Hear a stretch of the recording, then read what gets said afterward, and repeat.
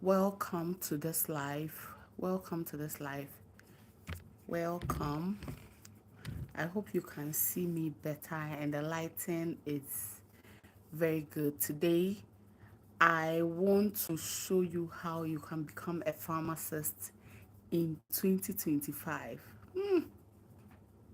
Yeah, is the microphone loud enough? Yes. Become a pharmacist in 2025. There is something that some of the people have not told. Most of the professions some of us choose, to the glory of God, we've not regretted. And pharmacy is one of it, okay? If you really want to study pharmacy, if you think pharmacy is your calling, and you are living in Ghana, or you want to practice in Ghana, I am here for you. I am here for you. So I want to give you legal steps, okay?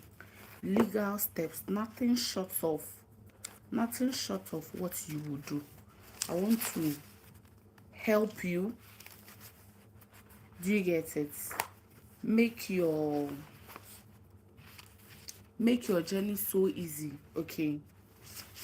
I want to help you so that you will not be going left, right, and center. So this is the only channel that you will get this. Please help me like the video, okay? Share with friends and family when you watch it, okay? Or if you enjoy it, help me share with friends and family because it will be of importance to them. Some people don't know how to go about it, assuming you are into a different profession, okay, and you want to switch. People don't know how to become pharmacists, whether they are medical lab scientists or they are nurses, they are doctors, they want to become pharmacists. I am here for you. So, the first thing I would like to talk about, is undergraduates that wants to become pharmacists. So most of our people, me, let me use myself as an example. I went from SHS to university to study bachelor, bachelor's degree for pharmacy. Okay, I am not a postgraduate student of pharmacy school. I went from SHS undergrad. I did pharmacy as an undergraduate. So I want to start with my undergrads, okay? So as an undergraduate, if you want to become a pharmacist in Ghana, the previous video I did earlier, I showed you people, or I mentioned 5 top schools in Ghana that train pharmacy students. Okay, so if you want to become a pharmacist, first of all, you should have watched that previous live video before, okay, before you can come here, or you can search on this same YouTube. I'm sure my video will be the first to pop up. Schools that train pharmacy students in Ghana. Okay, somebody gave me an update that University of Cape Coast also trains pharmacy students, so it has become 6. From the previous video, there was KNUST, which is Kwame Nkrumah University of Science and Technology, then University of Ghana, which is Legon, then Central University, then I made mention of Entrance University and University of Development Studies in Tamale that also train pharmacy students. The 6th one now is University of Cape Coast. I heard they equally have good pharmacy school, okay? They equally train pharmacists, student pharmacists, okay? So your first point of contact should be your university.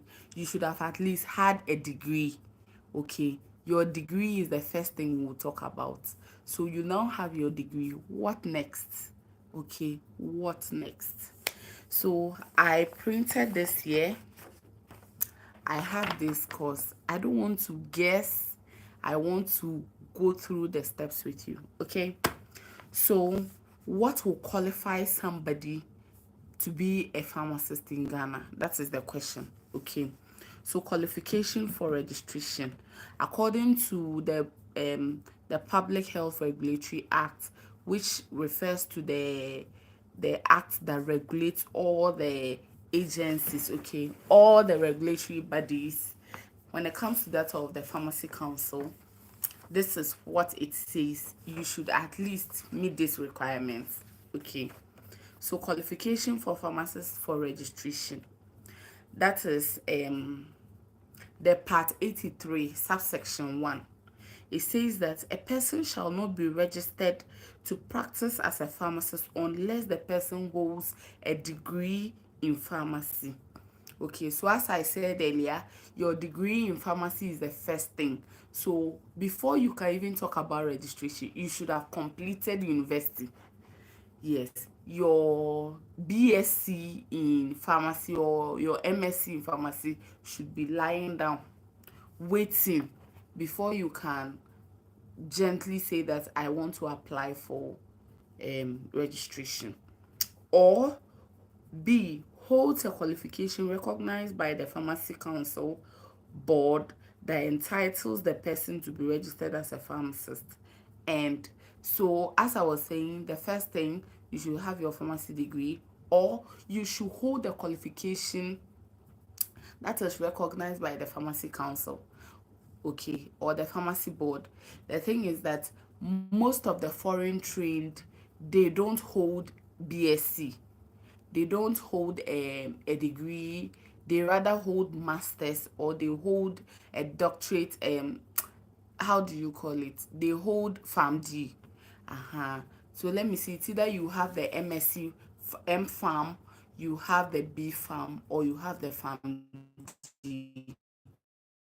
Okay, 4 years, 5 years, 6 years, they all qualify you to be registered in Ghana as a pharmacist. Okay, so if you have that and provides evidence of completion of an internship program undertaken in a accredited pharmacy institution after academic training in your country. So in Ghana, after our 4 years of, assuming you did BSc as I did, after our 4 years of training in school, we were mandated to have a 1 year internship training.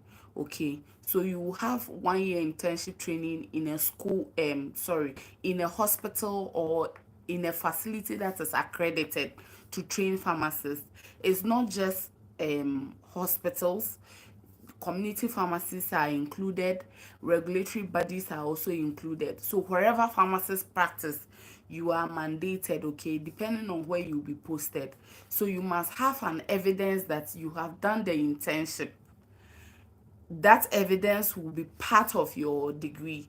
Okay, so when you are submitting your forms for the registration, you are now sending your degree, either your BPharm, your MPharm certificate, or your PharmD certificate for the registration, in addition to your internship, okay, or national service. Yes, we were rewarded national service certificates at the end of the internship. Then the fourth part says that you should have passed the professional qualifying exams. Okay, so we've seen three requirements, and we have seen the fourth one, which says that you should have passed the professional qualifying exams. Hey, GPPQE. God is good, people. I know that my colleagues, or those of us that wrote the written part of the professional exams, uh some of us can testify to the fact that we actually read. Yes, we read. Me, I can always use myself an example. See, I read and I trusted God, so I prayed. I read. See, I did my internship in a cosmopolitan city. Okay, so you can imagine the noise, and the area where I lived very close to the facility, so the place was in town. Charlie, it was noisy. I was reading in the noise. Like, I learned, I studied, in order to pass the professional qualifying exams. Okay, so it's also a requirement. You should have sat and passed the professional qualifying exam. So that's our fourth requirement. Then the fifth requirement says that the person should satisfy any other requirement of this part. So there's another part two down there that you have to satisfy. Okay. A person shall not be registered to practice as a pharmaceutical support staff unless the person fulfills the requirement determined by the board. So we have already seen the four requirements by the board. First, you should have a degree. A degree being you should have a B Pharm, you should have an M Pharm, or you should have a Pharm D. Okay, it qualifies you to be registered as a pharmacist. You should also hold, if you don't have these three that I've mentioned, you should have a certificate that the board also deems it fit for you to write the exams. Okay, that's the second part. Then the third part, you should have undergone your internship training. It's a 1 year internship training. Okay, but for the PharmDs, immediately you come out of school, their internship training is already meshed with the educational curriculum. So immediately you are done with school, straight to writing the exams. You see how things have been changed for the better now. Then you should have passed your professional qualifying exams. That is a requirement. Okay.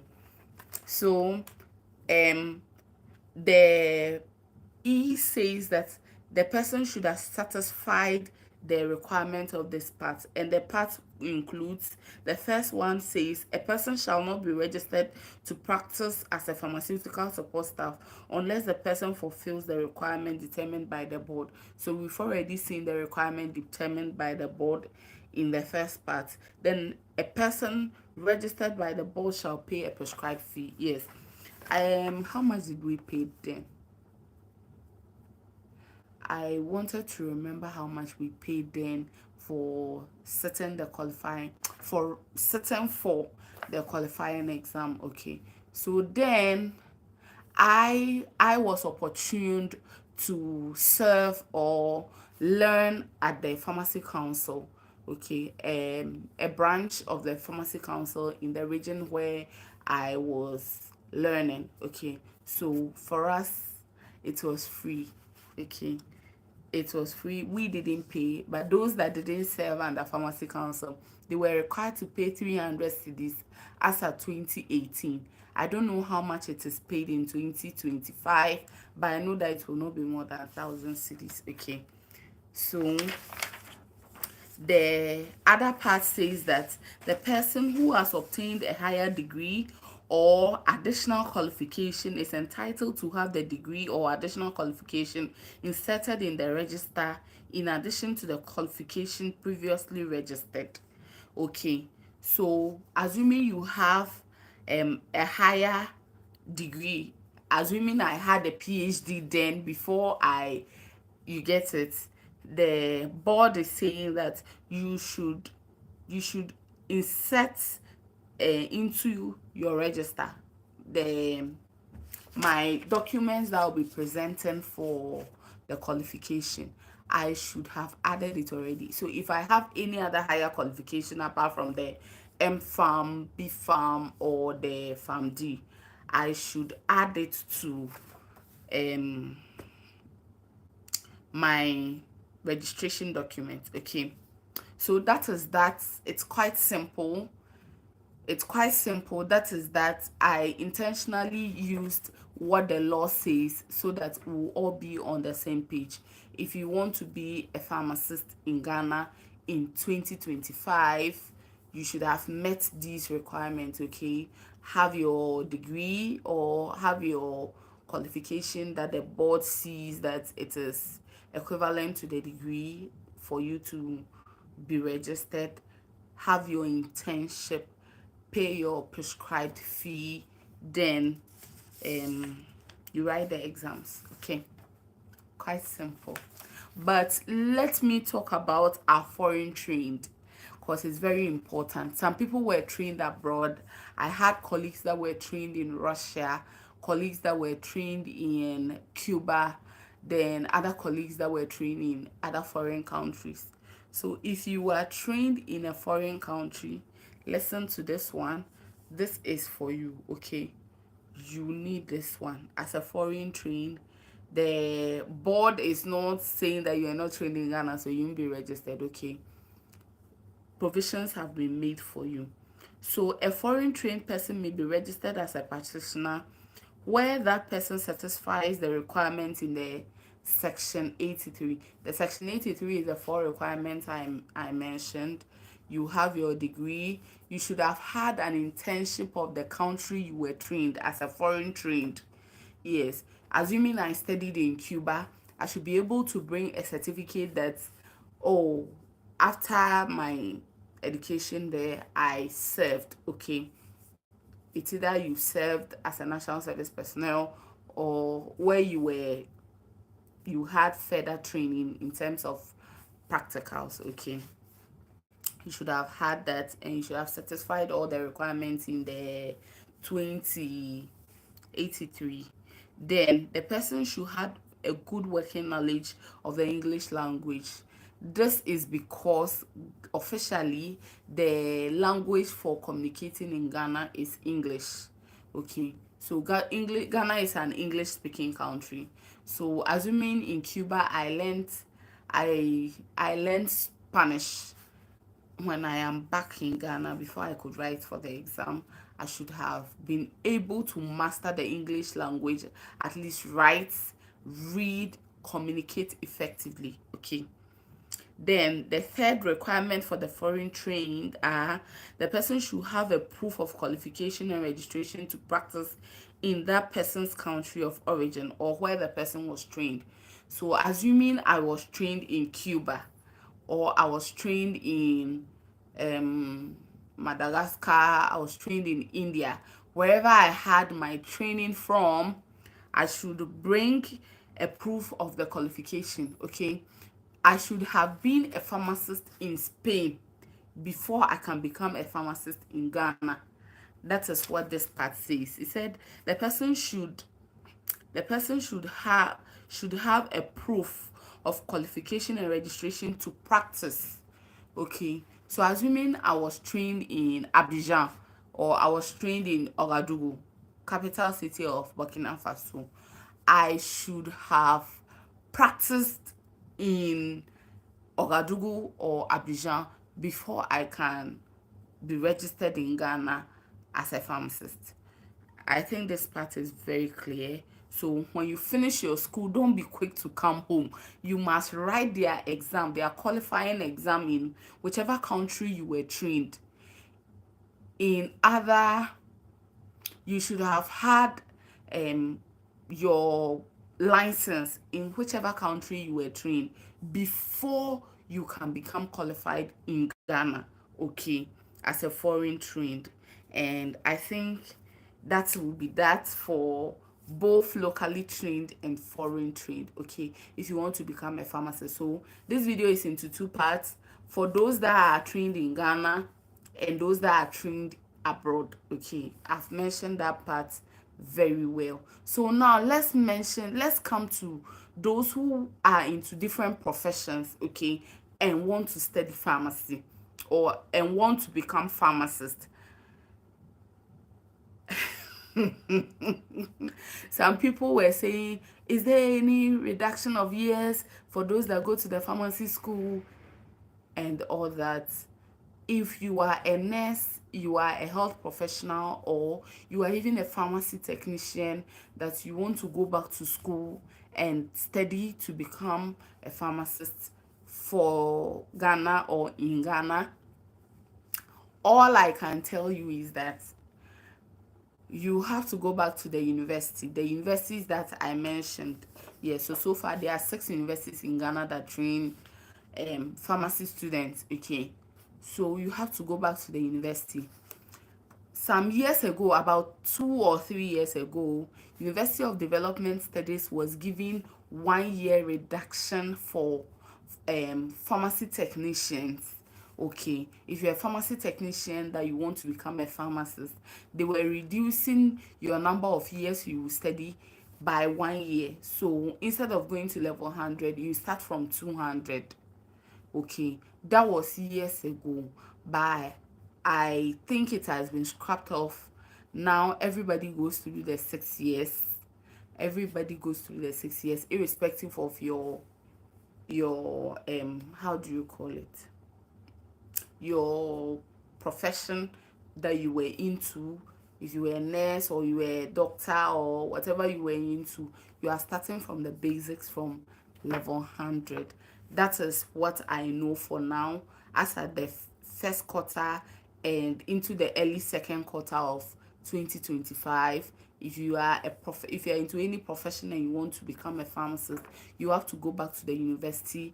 You study from level 100, then you climb up the ladder to level 600. And bear in mind that there is no BSc pharmacy, there is no B Pharm, okay, again in Ghana.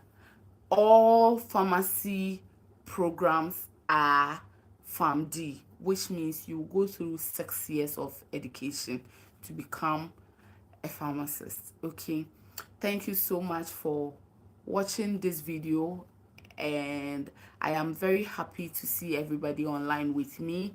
Please, if you have watched this video to this far, kindly help me like the video. There's a 3 button on your screen.